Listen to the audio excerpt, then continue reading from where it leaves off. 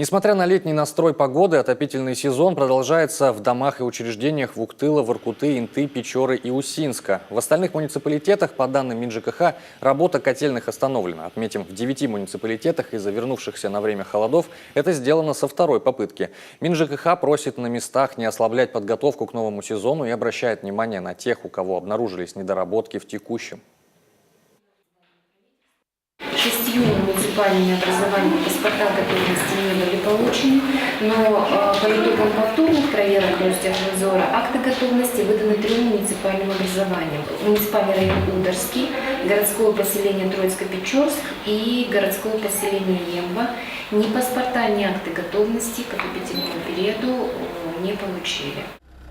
Актуальной остается и тема долгов перед ресурсоснабжающими организациями. С начала года их объемы снизились всего на процент и сейчас достигают 7,8 миллиардов рублей.